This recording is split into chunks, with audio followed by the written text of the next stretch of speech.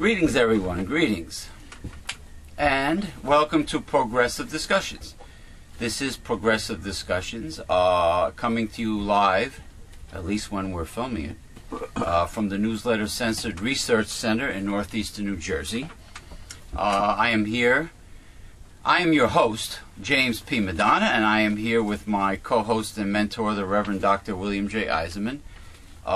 It is a very bright and sunny and clear and very mild Saturday, February 25th, 2012, but it is also extremely windy.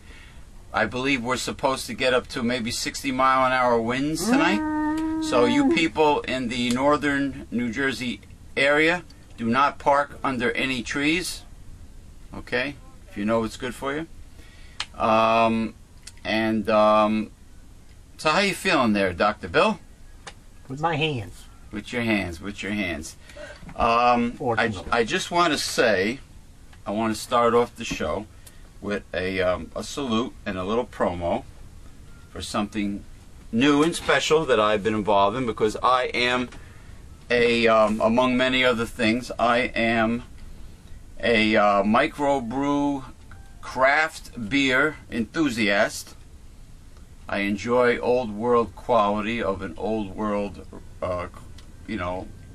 micro craft brew beer recipe, not the cheap garbage you get in the United States, the mass-produced garbage.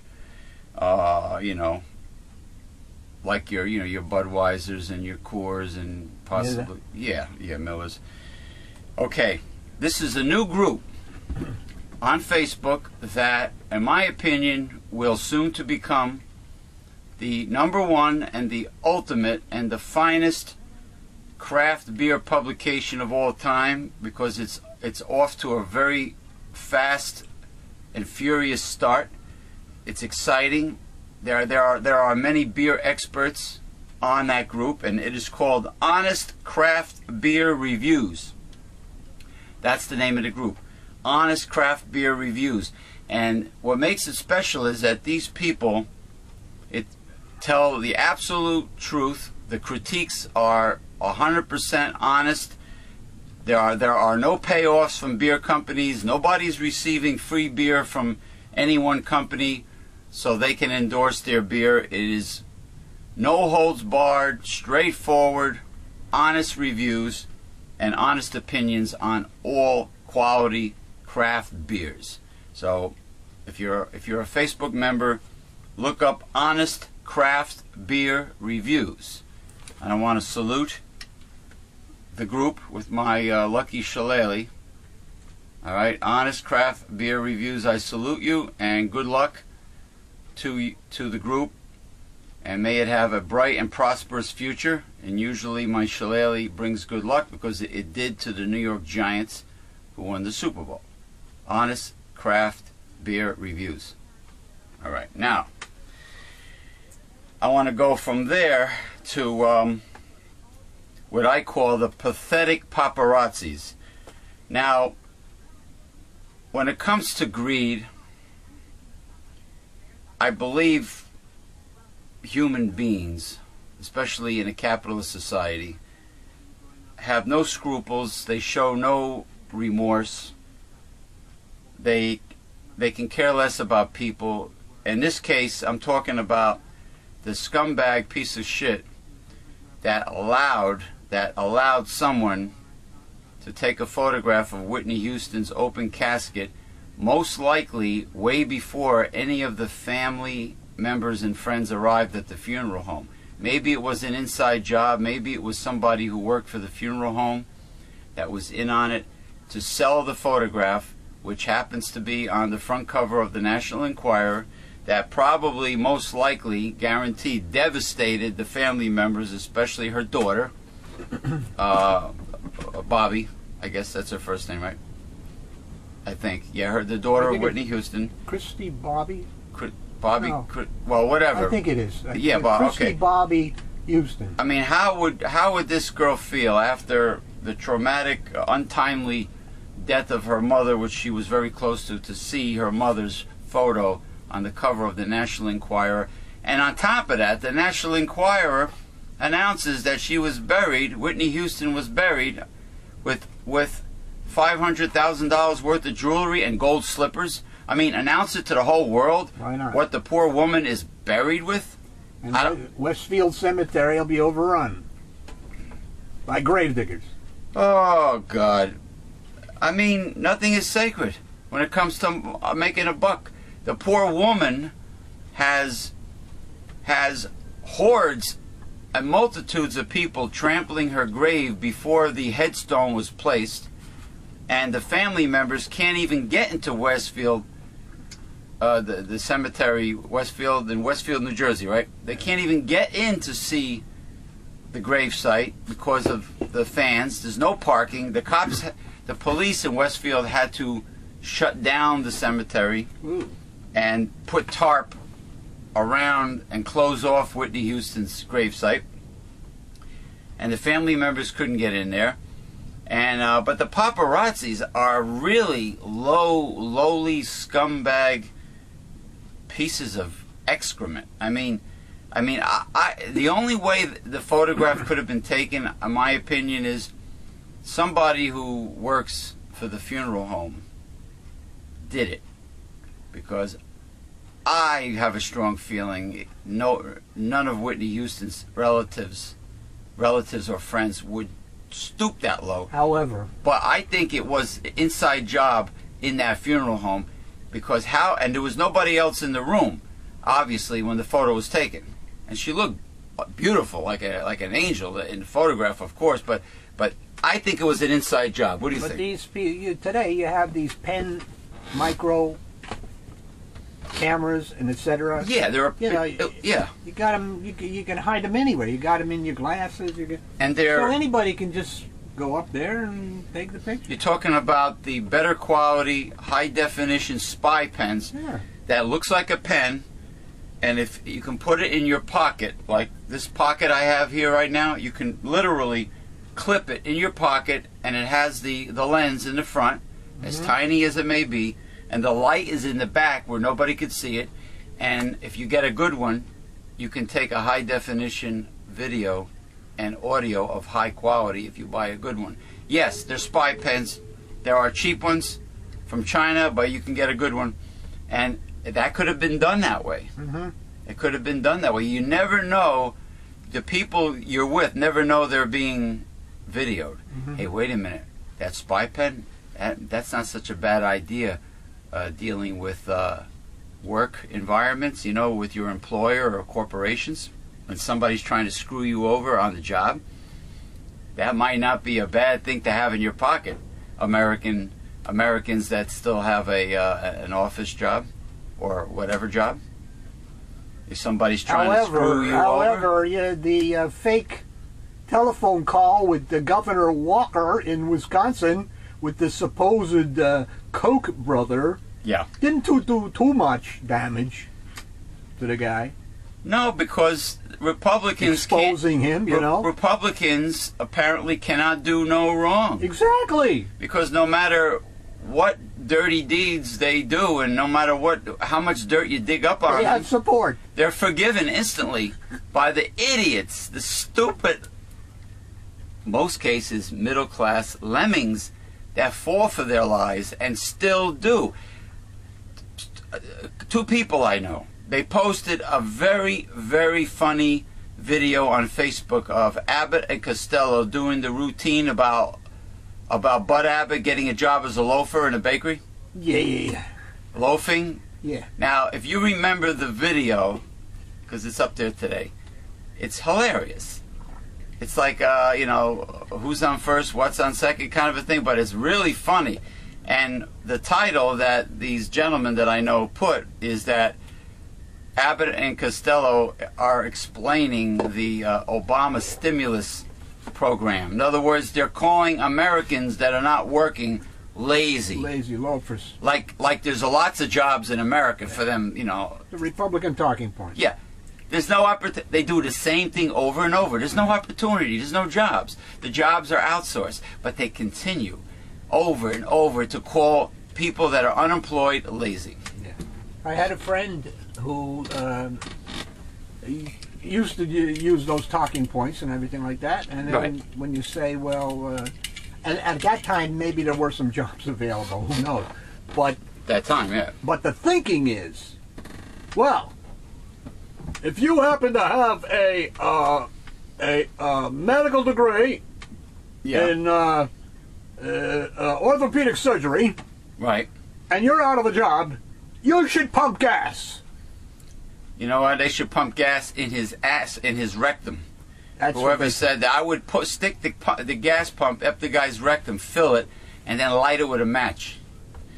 Let me tell you something. You know what I mean? There are doctors that can't find a job in a hospital. There are many American hospitals that are not hiring nurses. Yeah. I thought there was a shortage of nurses. No, they're not hiring nurses now. Yeah, medical was supposed to be a big, growing, field. Yeah, with all the advertisements from tech schools for billers and coders and that was a big phony thing. Oh yeah, medical billers, medical assistants. And then when you finished the course and everything, you found out that maybe you could make your way up to $30,000 a year. You know what they wanted in a medical biller and coder? They wanted somebody with 5 years plus experience, plus the education. Nobody wants to train anybody in America anymore. No, and you know what happens when medical billers and coders couldn't find a job? They went back to the tech school to train for, they were suckered into believing that if they go back to the tech school and train for medical assistants, then they'll get a job. But the hospitals are not hiring. People are not hiring, man. And back to that H-1B visas that we were talking about last week. And internships, right?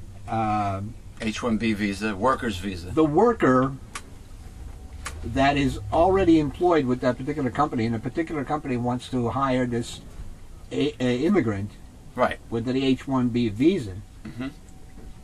The employee has to teach that guy his job, that this guy is going to take over once he's finished learning it, and the immigrant, of course, is going to be paid like 1/3 of the guy's salary, and replace him. And the guy that's teaching him will be replaced by that immigrant. This is what's going on. So the company is making the established American full-time worker train the immigrants that will work for practically nothing. Exactly. It's like cutting your own throat. Exactly. Now there's an old South Park episode that is very political in terms of companies. Always political. Companies doing this. I blame the companies. I don't blame the poor immigrants trying to find a better life. I blame the corporations. It's about these people from the future, 2,000 years into the future, came back to the time in South Park, Colorado, came back through a time portal one way because they could not find a job in the future. The money was worth practically nothing. It was like a depression. Everything was shot in the future, and these people from the future spoke a different language. They looked different. They were all orange looking, and they came back in the past with their families just to survive, to get a job. Of course, all the American businesses hired them, and all the Americans at that time were pissed off because they all got laid off. Everybody got laid off in the cartoon. Stan Marsh, who was a geologist, everybody was unemployed, and they're all having these town meetings saying they took our damn jobs, they took our jobs. And it's a cartoon, low budget cartoon, but it's very, very political in the message. That's what it is. Yeah. And that's what However, South Park moves too fast. I can't follow it. Very difficult to follow. They all do. Especially that kid that wears that the hat with the ear flaps. Kyle? The green Kyle. Ear flap, and then the other the kid Jewish kid. with it. Stan Marsh's kid, the Marsh kid is the one with the bluish hat with the And what is that kid? He's always trying to... Troublemaker? Yeah, the troublemaker. That's Eric Cartman, the fat kid. Well, yeah, they're all fat. They're round things on you. Well, he's extra fat. Hold on. And then Kenny's the one that always dies in every episode, and he comes back. He comes back. They resurrect him. But no, it's that's. I want to control the world. I want to control the world. Yeah, he's a troublemaker. He's the racist and bigoted person. And you know who plays the black guy called Chef that works in the school cafeteria? That's the voice of Isaac Hayes, the man who sang Shaft. Shaft, yeah. Remember the theme song from Shaft? The famous Isaac Hayes. Right. Anyway, before you start the articles, Rick Santorum. Yeah, Rick. He should be in a sanitarium. Santorum. Yeah, he should be in a sanitarium is right, because he is totally off the wall with his crazy right-wing fundamentalist, zealot, religious nut concepts, like the one about a woman that's raped, no matter what the circumstances are. She should carry the baby and it's a gift from God, and all this insanity coming out of his mouth. What if he was the woman that was raped by incest or by some evil nut? And would he want to carry the baby of that rapist? Well, you know, speaking of rape... Or if he had a daughter that happened to her? I believe it's Virginia. Virginia wants to put in a law that they are going to stick a device, ultrasound or some kind of device up the woman's vagina. Right.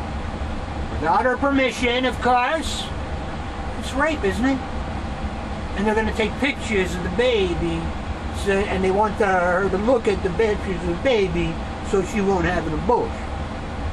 Oh, they're nuts, man. Of course they're nuts.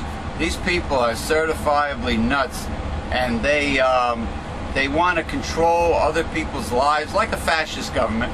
What was that thing on Facebook? Did you put that up there? What's that? The Republicans about small government, and then it shows that. Oh, it's about regulation. About does the GOP really want small government? I'm glad you brought this up. Does the GOP really want small government? And then it has a photo of an elephant pointing to a woman with a circle around her crotch, and that says yes, they want to regulate that. But then it points to, when he points to a factory spewing pollution into the atmosphere, it says no. So it shows hypocrisy with Republicans. They want to regulate a woman's body, but they do not want to regulate corporations from polluting the planet and doing other nasty, vile things like fracking or whatever. But you see the hypocrisy of it? They want, same thing with welfare. They're against welfare to help the poor, but they love welfare when with corporate Wall Street buyout payoffs, bailouts. The problem is they like the bailouts all the time. They still have supporters, and the idiots in America are still behind them and fall for it. But do you see the hypocrisy? Of course. Welfare is good. It's pointed. It's not even hidden, and yet people don't get it. It's in your face. It's in your face. They want it. Yeah. Welfare for the rich is fine. Welfare for the poor is bad. Regulation to tell people how to live their lives and to tell women what to do with their bodies, that's good. Or in your bedroom. Or in your bedroom. Yeah. But regulation for corporations is bad. It's like they're two-faced. They're hypocrites. Criminality, like with Wall Street. Please, no regulations on Wall Street. Goldman Sachs. Do what they want. Goldman Sachs. Did they get thrown in prison yet? No. The little guy does something, they throw away the key. He gets thrown, like the old song, White Line, Makes Me Feel So Fine. The businessman is caught with something like 34 kilos. He's out on bail, he's out of jail, and that's the way it goes. When the little guy gets caught, they throw away the key. Yeah, 3 times you're out, and you're up for life. Yeah, so in other words, it's it's an old disco song. It's a White Line. It's about cocaine. But the point is, what they're trying to say is, Yeah, if you're an elitist and you have big bucks, you get away with it. Okay, the law is only applies to the little guy. But you see how they're hypocrites? And of course, Rick, he should be in the sanitarium. Santorum is wearing those sweater vests to give a more nice 1950s Ward Cleaver or Ozzie Nelson look with the sweater vest to make it look like he's a nice guy, so he can appeal to Heartland America, like he's one of the little down home folk. Yeah. Middle class. I think he's wearing those sweater vests. He's wearing them on purpose. His advisors probably told him to wear the sweater vest. Of course. You know, but he's a nut. He's out of his mind. Look at tight-ass Romney. He's always trying to, you know, kiss babies and all this crap and talk to the person in his language. He's not any of that. Yeah, kiss babies, but he tied his dog to the roof of his car when he drove to Toronto, Ontario, Canada. Yeah. I think, or when he went on a long trip, he had his dog on the roof in a carrier, in a pet carrier, you know, whimpering and crying, and among other things, among other skeletons in his closet. But gee, that'll be nice, having a president named after a glove, a mitten. Anyway. The state of Michigan. The state of Michigan. But no, I'm saying this Santorum is out of his mind. This is like the hysteria of the Salem witch hunt over again, or the Inquisition. This is like he called Obama's Christianity phony. Franklin Graham said, "Yeah, I know that Gingrich and Santorum are Christians, but I don't know about Obama." Oh, he tells me he's a Christian, but I don't know. He knows Gingrich and Santorum are Christians. Yeah, but Obama's not. Telling somebody doesn't mean you're a Christian. What about your behavior? What about your acts? What about how you treat other people? Don't listen to what people say. Watch what they do. Yeah, watch their deeds. Watch what they do. Talk is cheap. What they do, it's obvious that Republicans, that the right wing, is far from the God of the Bible or the teachings of the Bible. There's nothing about them that is Christian. But then again, Santorum, I mean, these people have the nerve to call Obama a counterfeit Christian, when Obama has more compassion for the poor than the GOP will ever have. So. What liars, what hypocrites. It's not part of their agenda. Their agenda is money. Their God is money. And allegiance to the, let's say, the top 20, maybe 30%. Okay? All right. The rest of us, 80%, 70%, couldn't give a damn about it. Yeah, it's unbelievable, the hypocrisy with these people. There were no place to point fingers at Obama about Christianity, believe me. But the problem is, like you said before, the masses of idiots, of morons, of supporters, supporters, political morons, the lemmings, most likely middle class people that believe that their taxation is the fault of Democrats. Meanwhile, Ronald Reagan is the one that shifted the tax burden from the rich to the middle class back in the 80s. They don't even understand that. They don't understand that's what happened, and that the rich have been having a tax holiday for the last 30 years. Absolutely. By not paying their fair share. Some don't pay. We have a progressive tax system in this country. Some don't pay. You make more, you pay more. Some don't pay any taxes. What do you mean fair share? The companies don't. The corporations don't. They don't pay any taxes. That's right. They get refunds back. They get refunds back. Oh, like bonus. They didn't pay anything. Oh, they get refunds back. Like a CEO getting a bonus. Well, they get the bonuses too, but that's another thing. Unbelievable, the hypocrisy. This is me prop. It is an imported blackthorn Irish shillelagh, imported from Ireland. It is a weapons grade shillelagh, and I use it to emphasize many things, and I love to wave it around.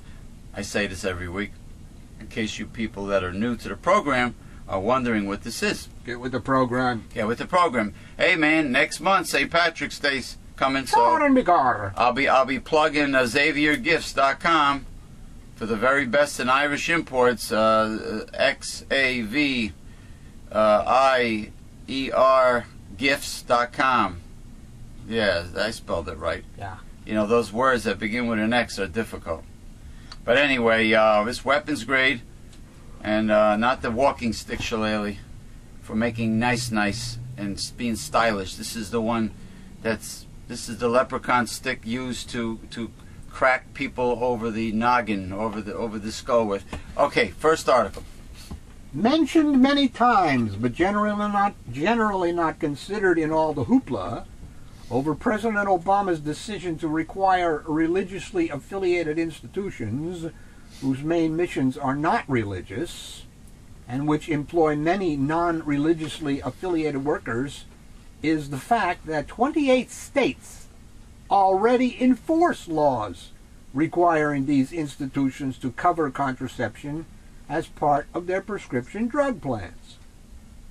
In 2000, the Equal Employment Opportunity Commission ruled, based on sex discrimination, that companies not providing contraception as part of their prescription drug plans violated the 1964 Civil Rights Act. Since then, state Supreme Courts of California and New York have struck down challenges to these laws. In the California case in 2004, the U.S. Supreme Court refused to hear an appeal by Catholic charities. In addition, the U.S. Supreme Court has ruled on several occasions that broad discriminatory practices are not protected by religious beliefs. People who attack a health care reform plan that is already enacted in a majority of states speak of morality and of religious conscience. But the United States is not a theocracy. It is a secular nation governed by the rule of law. The highest authority on matters such as a woman's right to reproduce and health care is not a clergyman or a church. It is the United States Constitution. Absolutely. Well, many people don't know that. There you go, Santorum. Such as the Catholic Church. There you go, Santorum and the Catholic Church. I am hard-pressed to understand why Governor Christie feels the need to be so obnoxious. He's fat. Fat people have a lot of hot air in them. They're like windbags. Short people, too, like that. At both ends? Yeah, at both ends. They literally, and short people usually have Napoleonic complexes.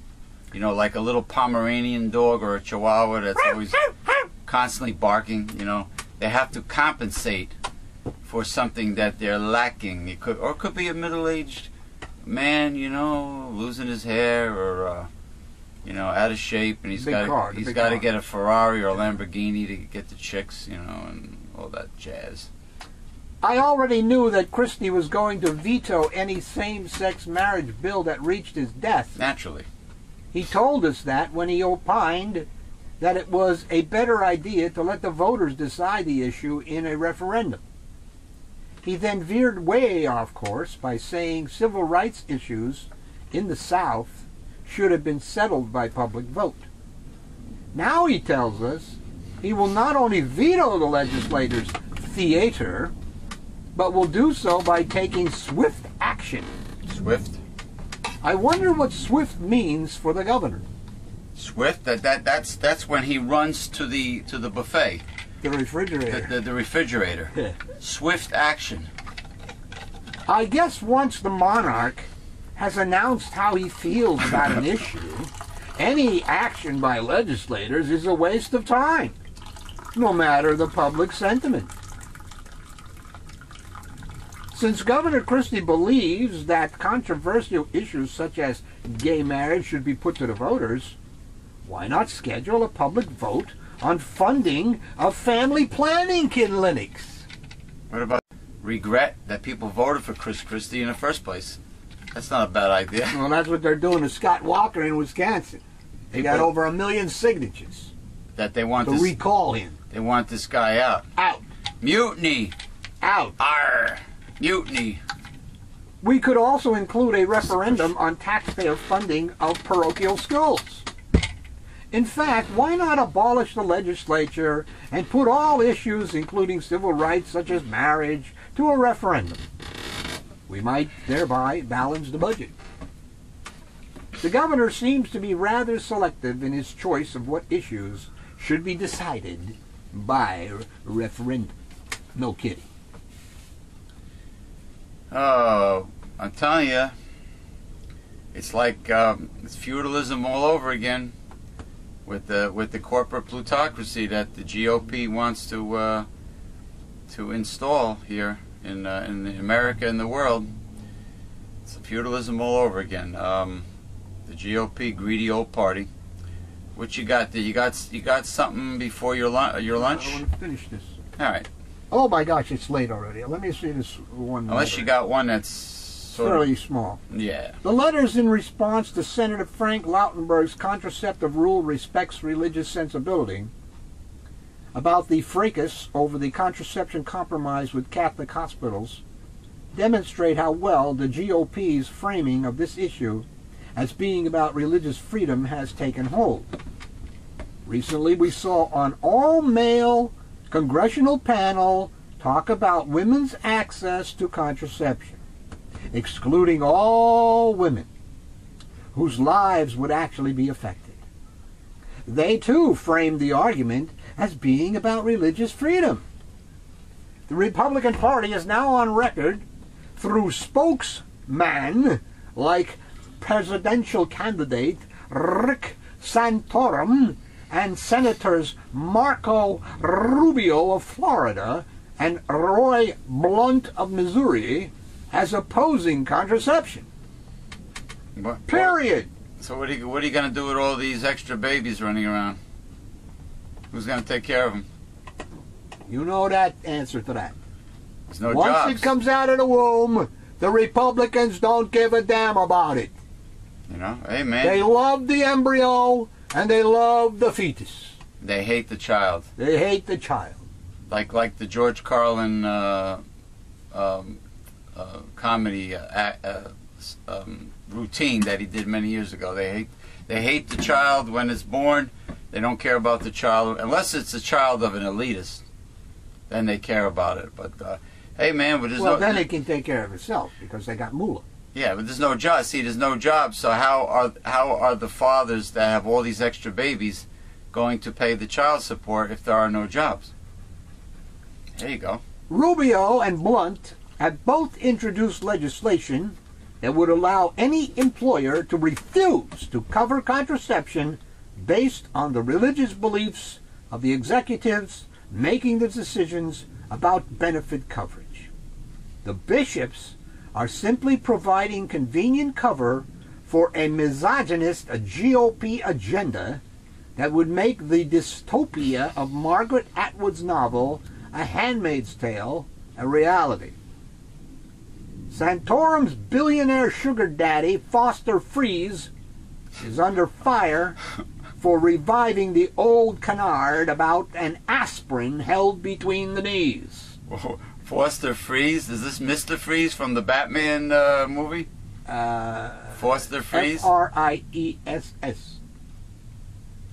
Oh, okay. Oh, okay. But he said that in his day, the women used contraception, and it was an aspirin between the knees. And what is that supposed to do? Well, I don't know. I guess if they keep their legs closed. That's what he's trying to say. He's trying to say abstinence.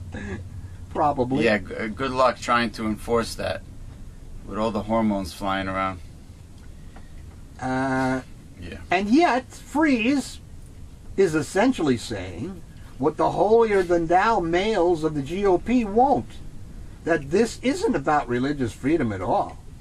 It's about punishing women for having sex. Period. Oh, like they did during the Middle Ages, right? Yeah.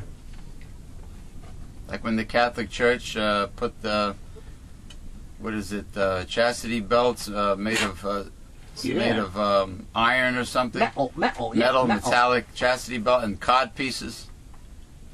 The cod pieces were supposed to be to attract the woman's eyes to that particular region. You mean it's a bulge of the man's anatomy? Yeah, but isn't that a contradiction? You want to? They're trying to attract the woman to the man, to that part of his anatomy, but they want the woman to be celibate, to wear a chastity belt. Well, that's why we. Sounds very right wing, doesn't it? That's why we came up with romanticism, and the knights in shining armor, and the minstrels, and etc. Oh, the minstrel, like because these Van Johnson in the Batman series, he played the minstrel. All right, continue. I don't want to. Well, we got to go. Yeah. Oh, you finished the article? Yeah, that particular one. That particular. We got one more to go. But it's a different article, though. It's in that area. It's in that. This is an important. It's in that area, but as far as the title, I mean the title of the article, you completed that title of that article. That's all I want to know. Okay, we're going to break. It's time for my mentor and co-host, the Reverend Dr. William J. Eisenman's gastronomic delight, known as lunch, followed by high green tea. But we'll be back. We're back. While the Reverend Dr. Bill is having his lunch, I will do promo, like I always do, every week. I believe, Dr. Bill, if I'm not mistaken, I believe this is the 108th Progressive Discussions. When we first started this series, it was called the Eisenman Interviews. Then we changed the name based on your suggestion to Discussions, and then it became Progressive Discussions, because progressive is the 21st century word they're using now in place of liberal, which actually sounds better. Progressive. Yeah, but because the Republicans, demonized liberal. The word liberal. So progressive, from the word progress, is a much more applicable word. It's a nicer word. Progress, progressive. All right, so progressive discussion. So I believe this is the 108th. I could be wrong. Sounds good. It could be the 109th. I don't know, but I think it's 108th.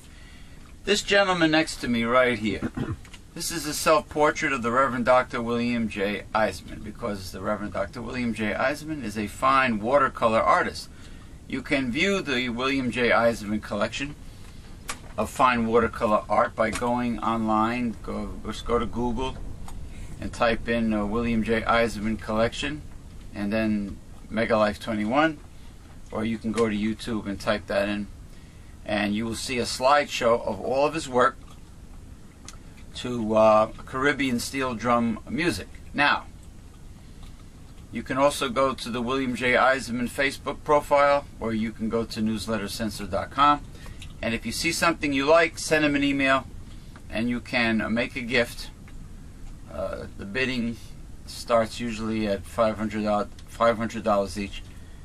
Make a gift to support this work, an extra sizable gift, of course, and you will get an original painting of your choice, signed by William J. Eisenman.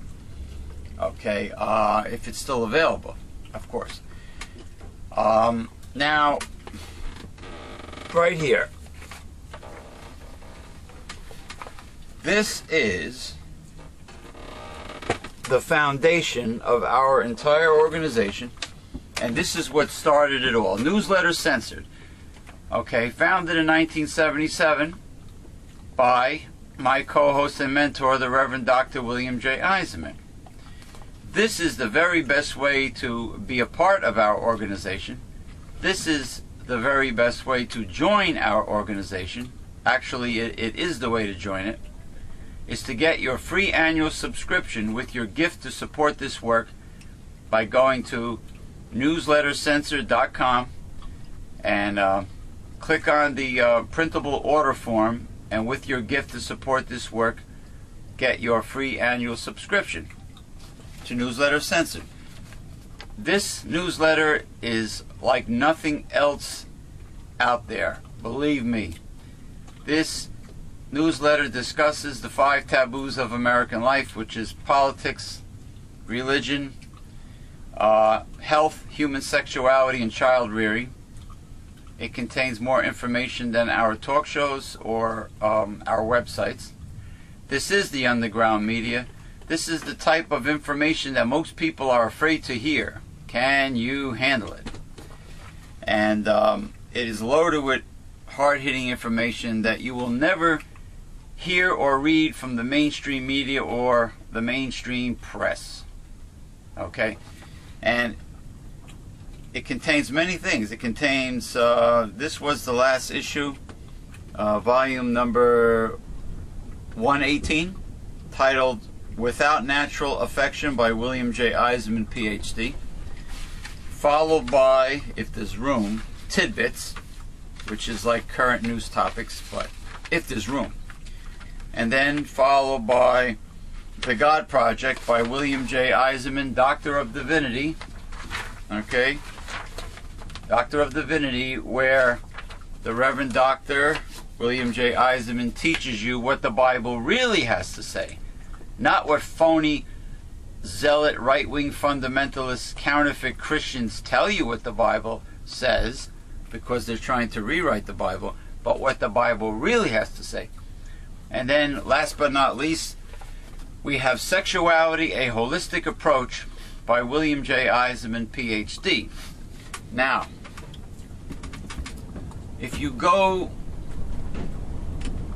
also, we have, through our website, through our Internet Talk Radio station, which is at the top of newslettercensored.com, the link to listen to our radio station. We have there the God Project on demand, archive classics, and actually, censored on demand, archive classics, and the God Project on demand. Okay. This way, anyone in the world who missed any one of our readings, whether it be Dr. Bill doing the political analysis censored, or whether it be Dr. Bill doing the God Project, which is on every Sunday, you don't have to miss anything. You will not miss any show because it's all there. Just click on and select the show the reading that you wish to hear at any time. You can pause it, you can listen to it over and over, and it's in a playlist on a video. So everything that we've done is in that playlist, whether it be censored or whether it be the God Project by the Reverend Dr. William J. Eisenman. So you won't miss a thing. It's all there. You can listen to it as many times as you want. A good way to begin, I would say, there are a few that are very important heavy-duty ones, but they're all heavy-duty. But I would, for you virgins out there to hard-hitting progressive internet talk radio, and to us, of course, Mega Life 21, I would start by listening to the Political Misuse of Christianity. That's a good way to start. You can listen to Economics 101. You can listen to This Land Was Yours series, parts 1 through 4. This Land Was Yours. These are excellent ways to start. And of course, the God Project is on our radio show Sundays, starting at 2 p.m. Eastern Standard Time. The airtime, the schedule for our airtime shows is on the radio station. Don't forget to check out Dr. Bill for President. He's running for the 3rd time, I believe, as a progressive independent. And this is where Dr. Bill will show you the best way to take corruption out of politics and money is to take the money out of politics, and he will teach you how to write in a candidate. I left Dr. Bill a message the other day that maybe a good topic for the next God Project would be targeting these deceiving right-wing fundamentalist counterfeit Christians, and knowing how to deal with them, and that they are part of the false church, the false prophets, the white horse of the apocalypse, and knowing how to deal with them as sort of a sequel to the political use of the political misuse of Christianity. Because with Rick Santorum in the limelight, you know, he's in the spotlight now, all the religious nuts are just coming out of the woodwork. And maybe coming out of the woodwork, but they certainly don't read their Bibles. And this is where people need to know that what they're hearing, you know, I'm talking about lazy Christians, lazy people that just listen to their pastors or listen to Rick Santorum on primetime TV, because the media is giving them plenty of coverage. This gives people in America and in the world a chance to learn that what the right-wingers are saying are lies, and they do not know the God of the Bible, and they do not know Scripture. So once you learn what is really in the Bible, you know, you can make your own intelligent judgment. Maybe. Hopefully. Maybe. Unless you're under a spell of Beelzebub. Revelation 12:9, the whole world is deceived. The whole world is deceived. Now, Mr. Ken Create told me, I told him what you said. Did you tell him John 3:13? Yes, I did. And he says when Jesus said no one has entered the kingdom of heaven except Jesus has come to the Father, he said, his answer was, when Jesus was saying that, he was not talking about the future near the tribulation. He was talking about at that time, when he lived at that time and after he was crucified. He wasn't talking about the future. What does that have to do with the tribulation?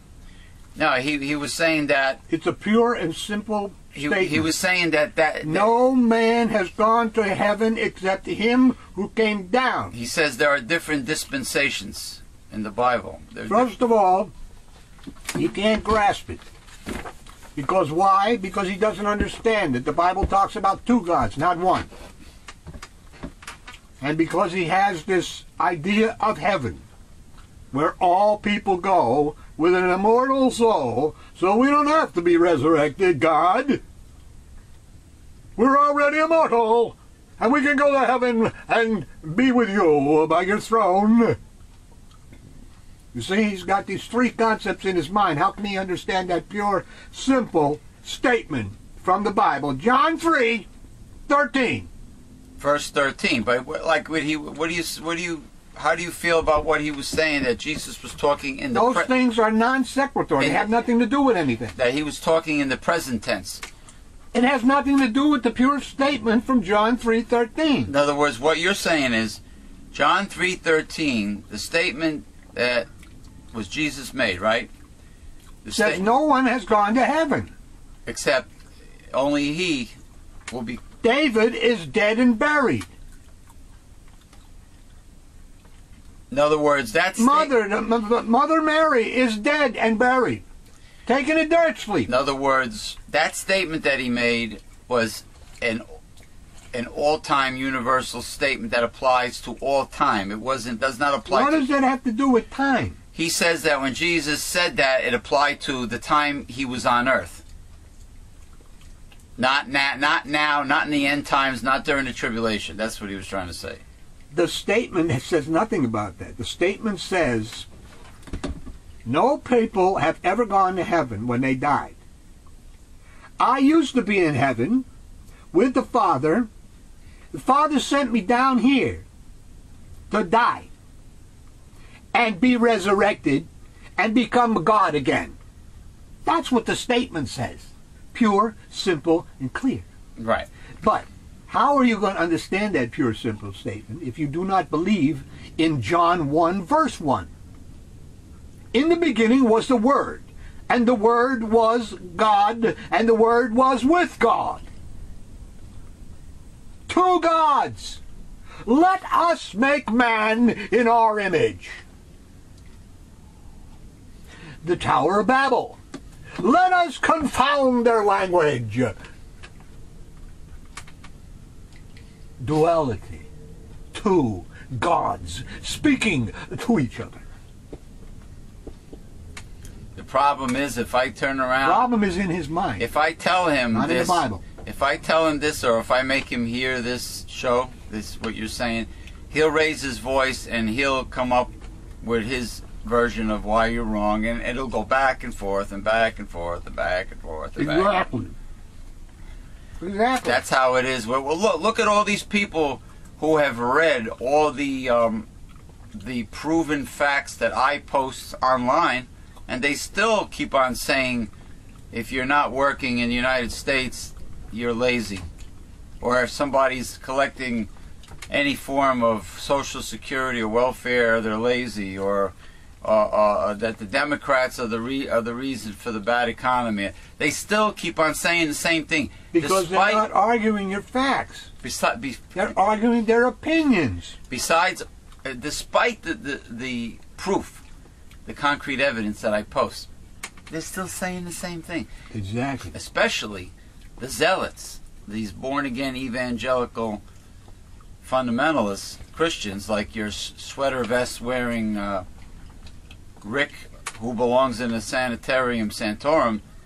These people march in lockstep to that, and they keep on believing and saying the same thing. But how can they have an argument, debate, a general talk about a subject when they hold different conceptions about that subject? How are they going to understand the pure logic and simple statements of the Bible when they are fused with all of these stupid stuff that ain't there? Biblical interpretation is very complex. Well, it's not complex at all. Sometimes it's straightforward, in your face, you know. That's correct. But they don't want to listen to God. God knows this already. He says, the carnal mind is enmity towards me. You people don't like me. I know that. Because the devil's around. You'll start liking me in the millennium. Because the devil won't be around anymore. And only my thoughts and laws will be there. Yeah. Well, plus back then the Pharisees' concept of what the Messiah would look like and what he's supposed to be were quite different from the way Jesus was when he came. The Pharisees and the Sadducees were the institutional, traditional Christian, what we would call religious people of the day. Yeah. They told the people what to do. Right. Well, when Jesus came around and he said, right. No. Well, in the Old Testament, this way, not that way. In the Old Testament represented the law. You didn't have any grace, dispensation of grace back then. You didn't have the people that were covered by the blood of Christ and saved, so to speak, at that time when Jesus was walking the earth. At that time, promises of saving were not even... That's not what God promised Abraham.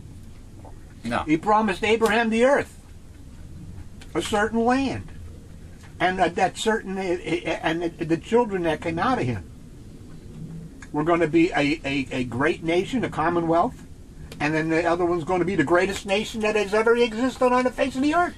Now these born-againers, they think that the New Jerusalem is going to be suspended up in the sky somewhere. They have this thing with being in the sky. They don't realize that it's going to descend onto the Remember earth. the Star Trek episode of Stratos? The stratus. And the troglodytes? Yes, troglodytes, right, exactly. Down in the mine. Remind you of anything? Yes. Well, I kind of like, I don't like brightly lit atmosphere. I kind of like the coziness of a cave. I'm nocturnal by nature. You know, I like the coziness of a It cave might be with a fire going, of course. Batman. Batman, Die Fledermaus, as they say in German. Die Fledermaus. Anyway, are you almost done? done? I gotta lick it up a little bit here. If you were an arch villain in the Batman series, you could be the macaw. Yeah, that's good. The macaw. Like, you remember Louis? Dress up with a, you know. Yeah, you dress up in a multicolored sports jacket, like a macaw. Different color, like with like feathers attached to it in the back. Cool. Like, you know how Louis the Lilac, played by Milton Berle, had this lavender jacket with the flower? You never saw Milton Berle play Louis the Lilac? Never. On the Batman series? Never. Oh man, I gotta send you it. I didn't watch Batman. The series? I watched Mickey Mouse. Screw Mickey Mouse, that rodent. Batman came out after Mickey Mouse. Sticking rodent. No, Batman series was funny as hell. Hold on, let me make myself useful. But at that time, I was, for some reason, I was visiting or in somebody's house, like during the day, at the time Mickey Mouse was on. The Mickey Mouse Club. Did you? And I saw Mickey Mouse. You just like that song.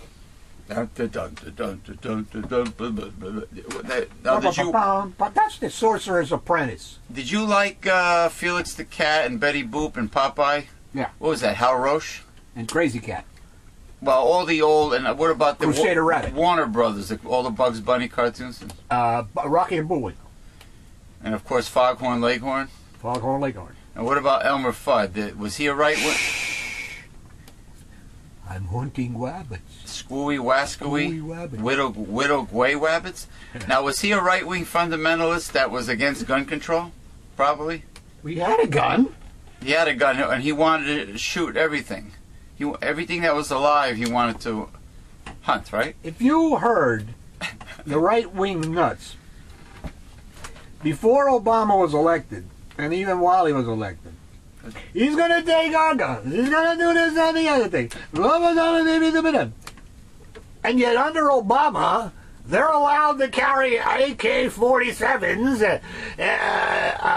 to a Tea Party rally, or conceal them in a bar. Conceal them? Yeah. Now they're saying that the solar flares, the solar storms that we're going to have in 2012 might knock out the grids, which might cause possibly a martial law kind of situation. Oh, yeah. Because everything will go down. Yep. Everything. Cell phones, the internet, electricity. Did you see the pictures of the tornadoes on the sun the other day? Did you see the photo I posted of the approximate size of the planet Earth? Compared to the sun? Compared, not to the sun, compared to the flare. Yeah, well, compared to the flare even. The flare could fit dozens of planet Earths in it. I'm not even talking about the sun. Listen, it's called the Carrington effect. And we had one in 1859 and 1921. What happened in 21? A lot of damage and trouble, but we didn't have electric grids then.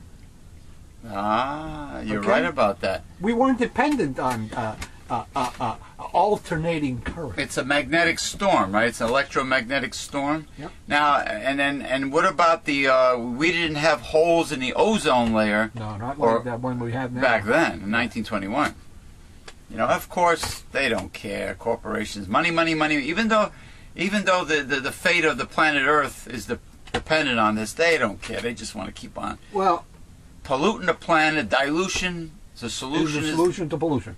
Yeah, the solution. If you go and you look back, the solution to pollution is dilution. At any one of your, what we call classic sci-fi movies. Yeah. Day the Earth Stood Still. Them. Soylent Green. Brave New World. Fahrenheit 451. Yeah. You'll see a solid theme runs through them, and it's always the elites, the corporations, or whatever, and even Avatar, are the bad guys. They're ruining the planet. They're doing this, that, and the other thing. And they have to be stopped somehow. And they cause all these problems. I don't know if the thing was based on something like that, was it? My memory of it is quite distant. And who can forget the old Twilight Zone episode where Burgess Meredith playing the librarian? You are obsolete. You have been determined by the state to be obsolete. Was that? I get those two confused. Burning books. They were burning books. Fahrenheit 451. That's what that was about.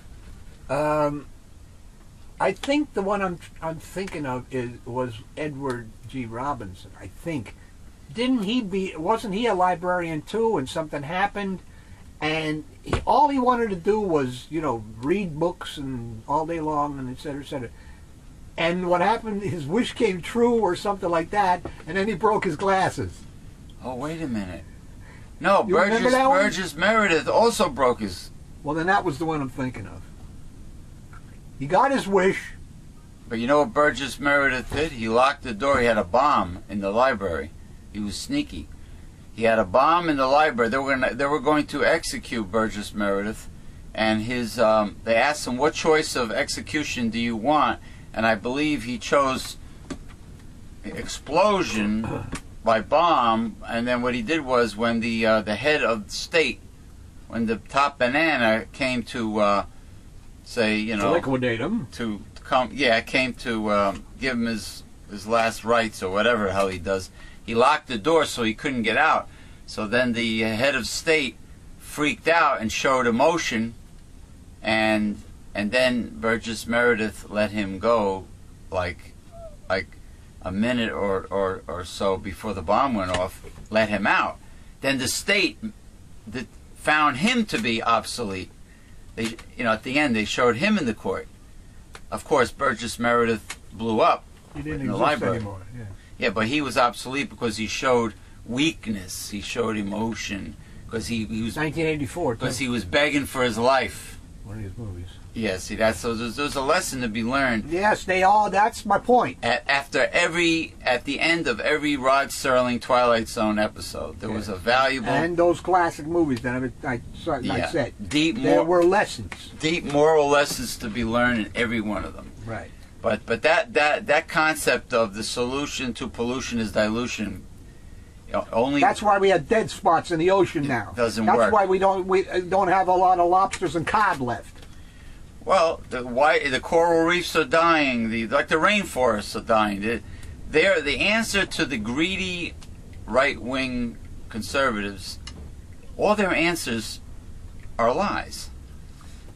Because they're based on religion that they don't understand, and they believe they have the answers to. But their religion says greed is good and selfishness is a virtue, though.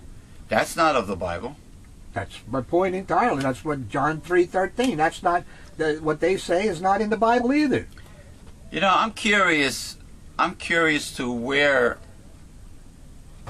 some of these established pastors get their information that makes them so sure. Obviously, seminary schools. That they are so right. Yeah.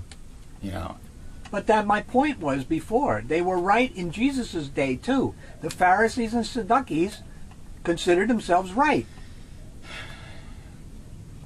And it was commercially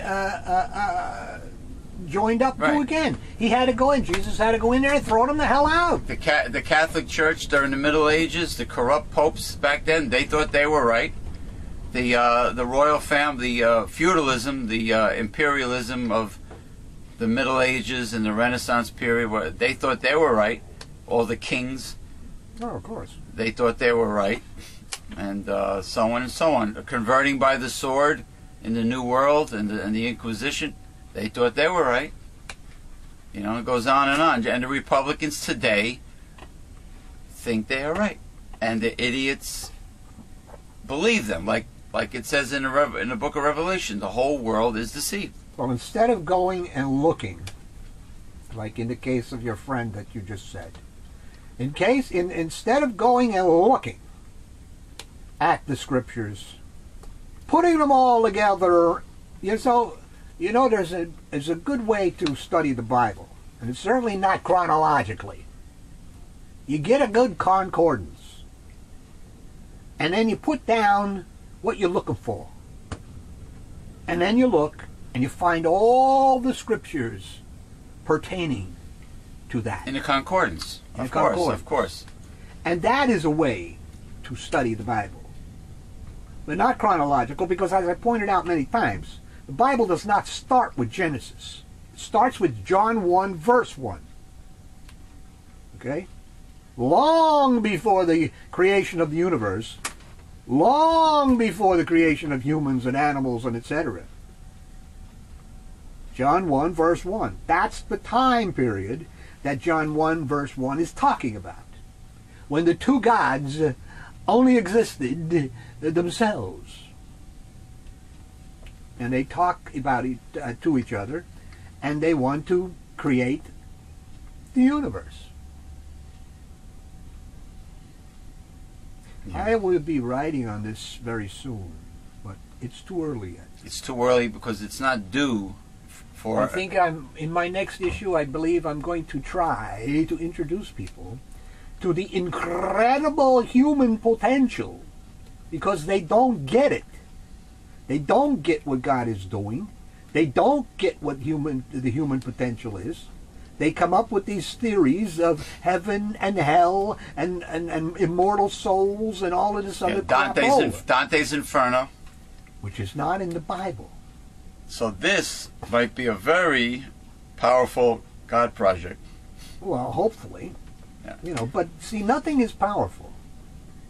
Nothing is influential unless the person receiving the information does something with it. Right. Comprende? I understand. All right. All right. Back to the articles. We got a good one. We got one more on this contraception battle. Oh yeah. Well, we're on a roll because Rick Santorum and right-wing fundamentalists, zealot religious nuts, they're in the spotlight, so we might as well keep it the theme. I was astonished that several recent letters to the editor spewed ideas that I had thought were dead and gone for at least a generation. One letter seemed to equate contraception with promiscuity, adultery, pornography, prostitution, and abortion. Another assumed that birth control was only used by Romeos who would, under Obama's plan, have their fun paid for by the taxpayers. One went so far as to inform us that there is a pill, and that it's possible the government will force that on women in the future, even though the government is not forcing birth control on anyone. This is the 21st century, not the 10th. Women, including the 98% of Catholic women who have used birth control during their lifetimes, would like the right to plan their pregnancies. Birth control is used to protect women's health from the physical ravages of unwanted pregnancies and births. Having unlimited numbers of children wreaks havoc on the body. Married couples plan the births of their children because they are responsible parents who do not want to end up on the dole trying to support children they cannot afford. Planning for a birth of a child is a rational choice. If you believe it is sin, that is well and good. But to force other women to follow the dictates of a group of old men who find family planning a more appalling sin than child molestation is the epitome of hypocrisy. Wow. You see what he said there? Or she said there. The Catholic Church is more interested in, stopping our women from birth control and all that stuff, instead of their priests molesting young boys. 1/3 of the priesthood, I may add. Wow.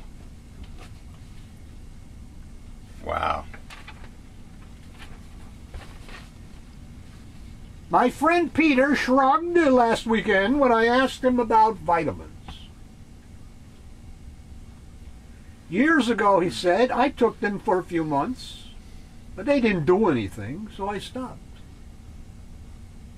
My friend Troy carries his vitamins around in a plastic box the size of the Encyclopedia Britannica. Wow. An image that should register with you if you happen to be over the age of 20. If you're not, imagine printing out Wikipedia. All of it. Vitamins give me energy, Troy insisted, referring presumably to the energy to carry them everywhere he goes. They are expensive, though. Yeah. I was suddenly curious about this subject because in the course of my early spring cleaning, I keep uncovering dusty stashes of vitamins that I've purchased through the years. You should go to swansonvitamins.com if he wants to save money. Tossed into a drawer, closet, or cabinet, and promised but failed to toss them down my throat. I have the energy to buy vitamins. I just don't have the energy to take them. He doesn't have the energy to take them. And really? I don't understand them either. Well, why doesn't he do some reading? Get some good books on the subject. Yeah. You know, here you go. Right now, this is the best value in nutritional supplementation from Fargo, North Dakota. This is where we've been getting our vitamins from. SwansonVitamins.com. You got it in the camera? Swanson Vitamins. This one here is a liquid calcium with magnesium. Excellent, excellent. The finest quality nutritional supplements at the lowest price. And guess what? When you call them, you get a human being picking up the phone immediately with the finest and friendly customer service. You don't get, you know, press the pound key, press 2, press 3, press 4. You don't For get, English, press 1. You don't get jerked around by automated voices. You get a real person, and friendly too. And they're quick to resolve your problems. And they use the finest ingredients. Swanson. All right. Yeah, well, vitamins don't do any good if you don't take them. But you got to take them. And you got to take them as directed, my friend. Yeah. Not like a lot of seniors that only take one pill and the bottle says to take 4 a day. I can tell you everything you need to know about A, E, I, O, U, and sometimes Y, but I'm a little fuzzy on B12, vitamin D, and sometimes K. Go online, read about it. Wasn't that a disco song? A, E, I, O, U. Yeah, it was. Those are vowels.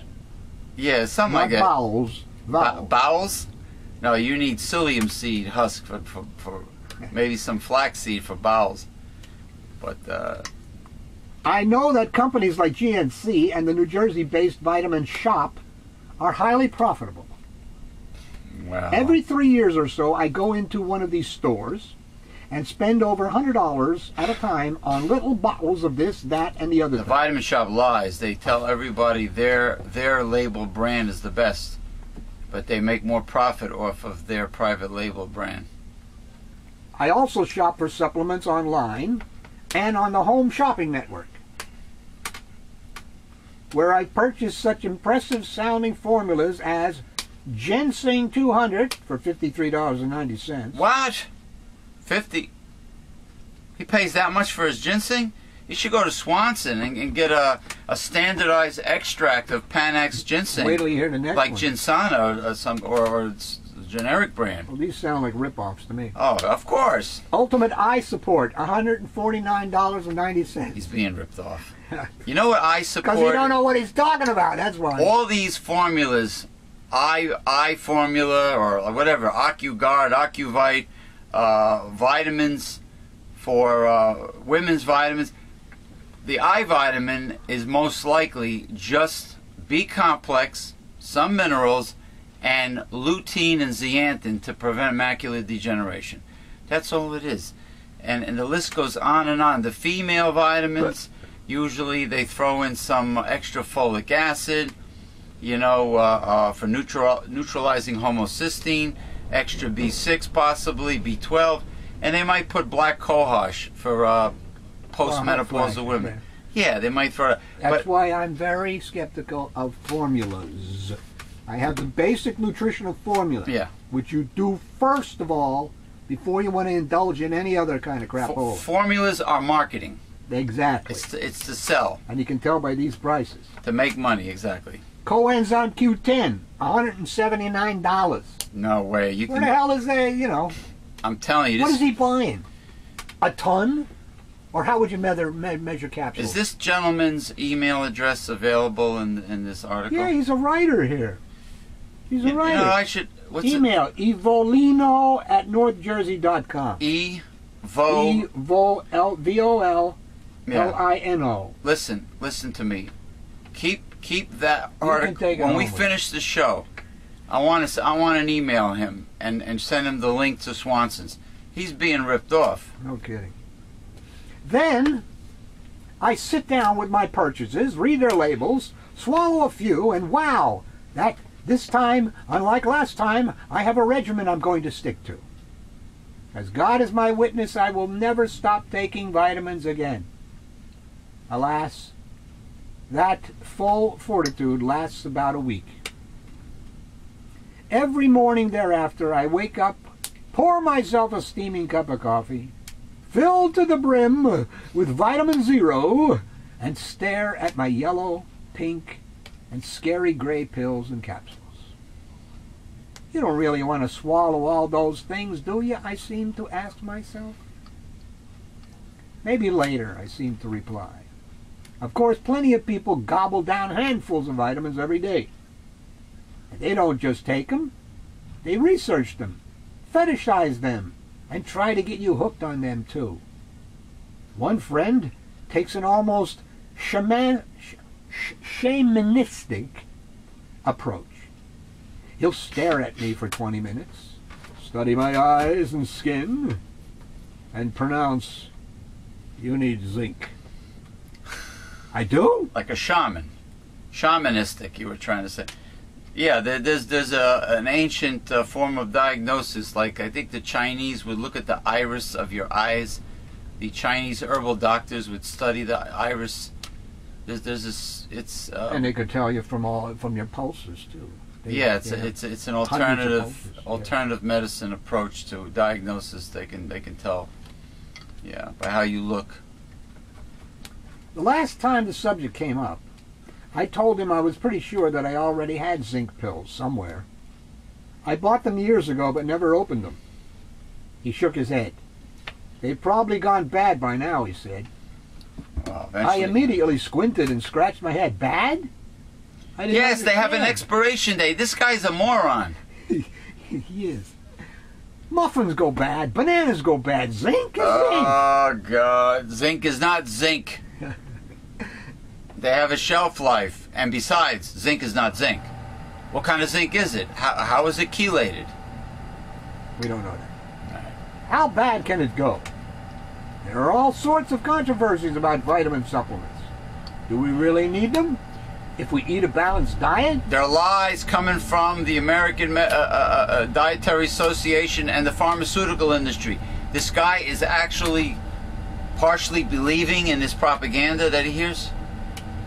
Finish up this article. I'm getting on my nerves. Do adults absorb them as well as kids do? Oh, boy. Can we actually harm ourselves if we take the wrong amounts of supplements? Or mix them incorrectly? This guy's a hypochondriac, maybe? I'm equally concerned about why I spend so much money on them. And then a week later, I lose interest. Because you're being ripped off. That's why you spend so much money on them. A story that ran a few months ago on the Yahoo Finance site quoted researchers who studied this phenomenon. They said many of us are actually far less interested in the pricey things we buy than we are in the status or image we feel these things provide. The author noted 5 items that are impulse purchases for many, though not all people, who buy these things, then rarely, if ever, use them. Exercise equipment, swimming pools, wine cellars, outdoor kitchens, and espresso machines like the Miele CM5000, which has a suggested retail price of $2,000. Well, this man obviously, hold on. This jabroni obviously does not bargain shop and does not research and go on the internet. He ain't at his local dollar store, that's for sure. I know somebody with money that does not bargain shop. They pay full retail price for everything. They feel like a big shot or something. I don't know. You know what I mean? But they're also right-wing conservatives. They're like pro-corporate. You know what? Screw corporate. They're the biggest source, the biggest demons today in the 21st century. But anyway, you almost done, because this is getting on my nerves. Friends who admitted buying vitamins but never taking them said they presumed the pricey, trendy-sounding formulas were very good for them. They said they felt good buying them and bringing them home. They just didn't feel good taking them. Then there's my Aunt Irene. For decades, she's had a bottle of one-a-day vitamins on her kitchen counter. They're not very glamorous, but she takes one every morning. You know what? One a day? That's like Santorum. That's garbage. That's not... Those dosages are very inadequate for optimal health. It embarrasses me to admit this article almost over. That I would never buy one a day. But I'd probably spend 10 times what they cost on some cool, trendy, new vitamin formula, even if there was nothing in the market. And the Bergen Record devoted all this space to this guy? Yes. Although, come to think of it, that would be a perfect day for me. What a day. Oh my God. You know, I don't even know if I want to help this guy. You know what? I'll just send him the link to Swanson. He can read all about every vitamin known, every supplement known, every mineral known. There's educational publications there. You know, is there anything good as our last article? Something heavy duty? Well, it's kind of long, but we were discussing this, and I guess this is going to give us It's some related to fundamentalism in Santorum, or? No, it's related to chickens. Chickens? Chickens. As in bagak? Chickens as in livestock raising of The right to keep the chicken. I love chickens. I find the roosters to be beautiful. I find chickens to be fascinating. I used to have chickens, bantam chickens, when I was in high school as pets. All right, you know what? Victor Alfieri sees himself as a neighborhood leader in a global campaign to raise food locally. The fruits and vegetables he grows on his quarter-acre in Wayne, New Jersey, lasts his family year-round. But his desire to keep egg-laying hens in his backyard has met with a strict local prohibition. Alfieri would need 7 times more land, a small farm, he says, just to have a couple of dozen chickens under Wayne's poultry laws. He has 3 hens living illegally at his place now. Living illegally? They're illegal immigrants. Illegal chickens. Illegal chicken immigrants? They crossed the border. They crossed the border. The hens are illegal. Oh, they came from Clifton. They came from Clifton to Wayne. They crossed the border. Well, you know, there's a I don't know if he's still alive, but there's an old man in Clifton, New Jersey, who had when he bought his house, what happened is they grandfathered the law to keep poultry. You know, he's allowed to keep poultry because of the time when he bought his house. There's a recent precedent for overturning anti-chicken ordinances in New Jersey. And there's gathering support for Alfieri and his birds around town and beyond. Across North Jersey, backyard fowl are governed by a patchwork of rules. From limited restrictions in affluent Alpine and blue-collar Totowa to outright bans in urban Patterson. Paramus permits hens, but not noisy, combative roosters. Combative? Yeah. Noisy roosters that wake everybody up, or every time they see headlights in the middle of the night they crow. So Alpine allows, Paramus allows hens. Patterson doesn't allow any chickens at all, right? Yeah, outright ban. Because they would have illegal cockfighting. Cockfighting in it. The Latin community in Patterson. So what about Alpine? They allow chickens or no? Alpine, no, they have bans too. Wait a minute, wait a minute. Discrimination against chickens, man. You're limited restrictions in Alpine. Oh, okay.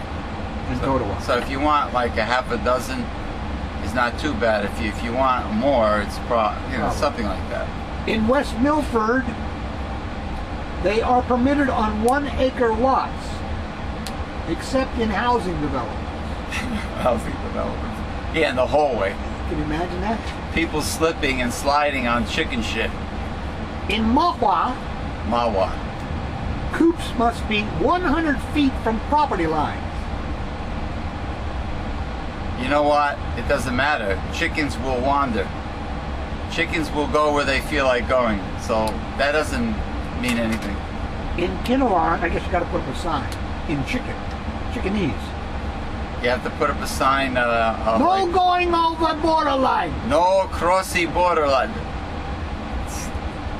In Kinnelon, up to 25 chickens allowed in coops away from houses. In Kinnelon? Kinnelon. Yeah, but Kinnelon is kind of like semi-rural. Yes, yeah. What a pain in the ass. I mean, this... I don't know. In Pompton Lakes, the code applies only to coops of 1,500 chickens and up. So you can have 1,500 chickens in without any problems in Pompton Lakes. Does it say anything about Sparta, Sussex County? We're going to get there. Okay. I don't know about Sparta. But that's in Sussex. Oakland. Chickens allowed on 1 acre plus lots. Franklin Lakes. 1 chicken every 1.5 square foot of coop run space. Coop run. So your chickens have to be enclosed? They cannot be free range? Coop and a run. So you can't have your chickens run around? Nope. Wyckoff. Chickens allowed on 5 acres and up. Ridgewood. 1 for every 3 square feet. New Jersey politicians are assholes. Well, there's a lot of assholes because there's a lot of towns have these plant bans. This is discrimination against poultry. Oh, people would think nothing of somebody with a pet parrot that puts their cage outside in the summer and you hear the parrot making noises and squawking. Oh, that's fine. Or parakeets or cockatiels or whatever. But chickens, people have no problem eating them. Oh no. In Paramus, they are allowed with a permit away from the homes. Put them in the woods? Where are you going to put them? Away from the homes? Let me tell you something about the chicken. The chicken is one of the very finest way to keep your property clean of all undesirables. They'll eat the insects, the seeds, the weeds. They will clean your property. They will clean it, believe me. I've even seen chickens eat baby field mice. Ooh. And whole field mice. They will clean everything up. They swallow a whole field mouse. You'd be surprised. They do. But chickens will clean. They're great at landscaping too, as far as cleaning your property up, you know. And your neighbors. So, you know. And plus they'll fertilize your lawn. You don't have to buy Scott's Turf Builder for your lawn. In Alpine, they are permitted but regulated by the sanitary code. Too much shit, no chickens. The shit on the ground on a lawn is outstanding fertilizer because they will recycle what they eat. Everything will go back into the environment. In Teaneck, they are banned. Yeah, because you got a bunch of whiny Jews over there. They didn't even want in Fairlawn. They bitched and moaned about Kenny Rogers Roasters because the seniors were sick and tired of the barbecue aroma. They didn't want to smell it. What a bunch of real... Sometimes in the suburbs, people can be very anal. In Hackensack, anal retentive, yes. They are allowed with a permit away from the homes. So maybe if you can have chickens in Hackensack, as long as the chickens are in Lodi. Huh? Incredible. So people cannot supplement their grocery bill in this bad economic times with chickens. Do you see how all of this works, though? To make us dependent on corporations, on the government, on this, that, and supermarkets. To take away our independence. The thing that the Republicans constantly, up by the bootstraps, individual, independence, freedom! They talk about freedom, but they're actually taking it all away. But wasn't this original America, this independence? Yeah. Farms, family-owned farms, people having livestock, people gardening. But they don't want that. They want you to shop at ShopRite. The victory gardens that we had in the past, but no, they want you to buy everything from the corporate supermarket chains that are ripping you off. They want to have you dependent on your very life by a corporation to pay you a salary for you to buy everything you need. Your staples must come from a corporation. Everything must come from your electricity from a utility. A utility. Heaven forbid you can afford solar panels and windmills on your house. Oh no, they make it so expensive that you cannot have solar panels and windmills. Oh no, they want you to get your electricity from a utility company. It's all about corporate control. It's a form of slavery. That's exactly what it is. It's making you dependent. It's exploitation is what it is. It's a racket is what it is. And this is what it's a racket. This is what the right-wing conservative Republicans represent. It's what they do, but not what they say. See? That's the point. Like the Clear Skies Amendment.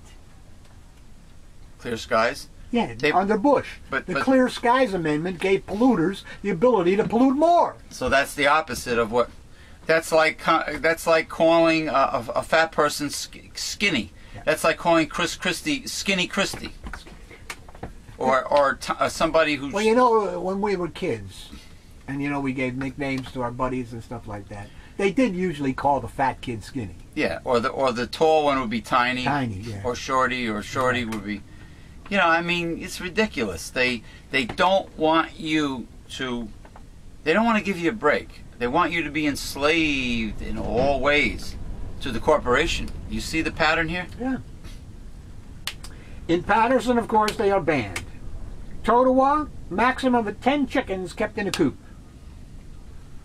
And Pequannock. You almost sound like a chicken yourself. Pequannock. You mean Pequannock, New Jersey? Pequannock. Pequannock. That sounds like an Indian name. It is. Hiya, how you doing? 3 birds per acre. You know what? Hold on. My forehead has become itchy. Pequannock, New Jersey, 3 chickens per acre of land.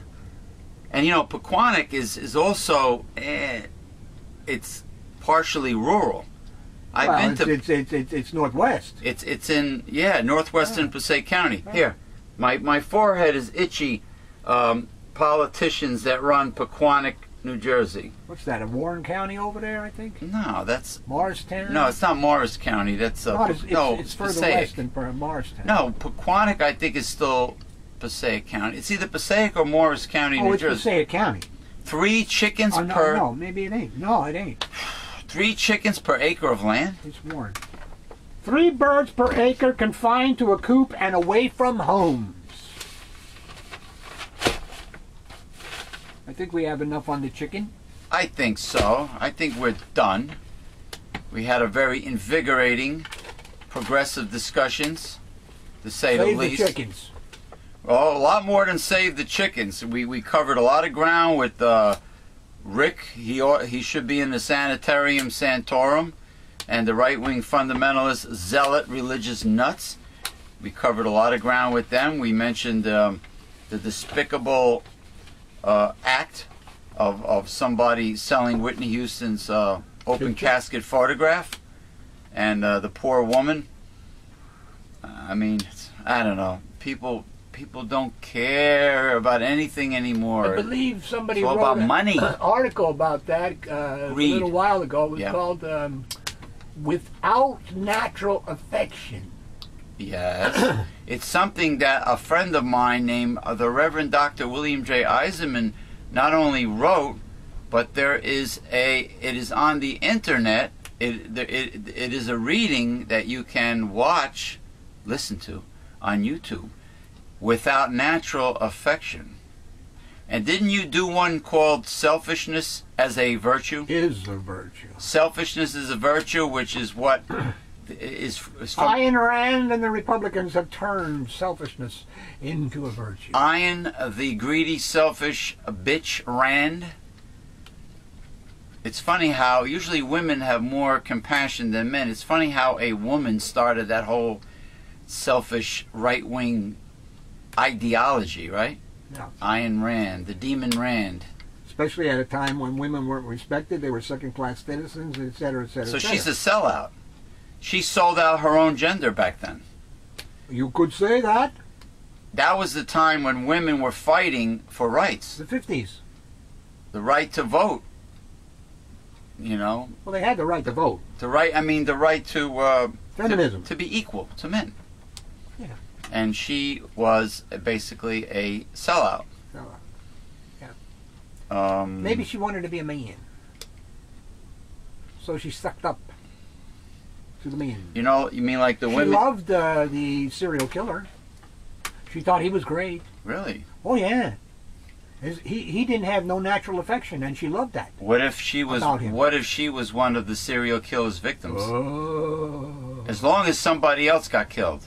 Maybe she liked rough sex. She liked rough sex. Huh? Maybe. So she's like those women that get these big, black, manly tattoos, very gruesome sometimes, on the side of their arm, just like a dude, and they drive huge SUVs, and they tailgate you on the road, and they flash their halogens and blind you, and they cut you off, and they behave just like a man. Ayn Rand was like them, right? She wasn't body like that. Penis envy? Who knows? Who knows? Shillelagh envy? She carried her secrets to the grave.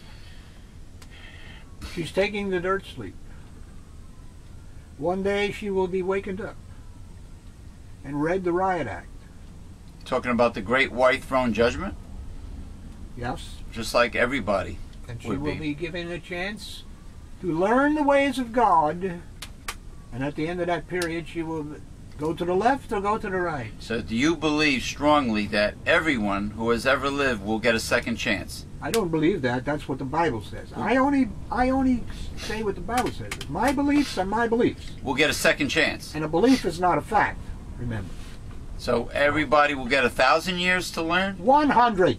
100 years. Oh, the rule of Christ is 1,000 years. That's correct. Second coming. The millennium. Millennium means 1,000 years. So 100 years is plenty of time. With a perfect body, a perfect mind, no disease, no sickness, no nothing, no devil to influence you. So you will be there looking all buff like Captain America, like Mr. Olympia. Perfectly. Speaking of, you ever see that commercial with the Michelin Man throwing his whatever? Yeah, that's Chris Christie. At that Chris Christie is built like the Michelin Man. Big tire. It's got big tires. You got now my. I bet you if he was naked, he'd have rolls of fat. Now I told my my sister's fiance, he's in the tire business. I said, when you retire, you will literally retire from the tire business. You will be a retread. You will be retread. Get it? Retire from the tire business. He puts tires on vehicles. I am such a friggin' funny guy. Here, let me tap myself on the back, like Barry Horowitz from the WWF. Oh, man. Anyway, thank you for joining us for Progressive Discussions.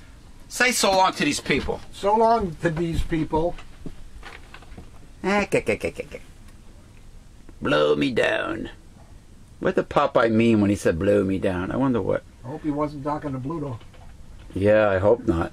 You never can tell. That would be a little too kinky and strange for my taste. And I don't know what the hell he saw in olive oil.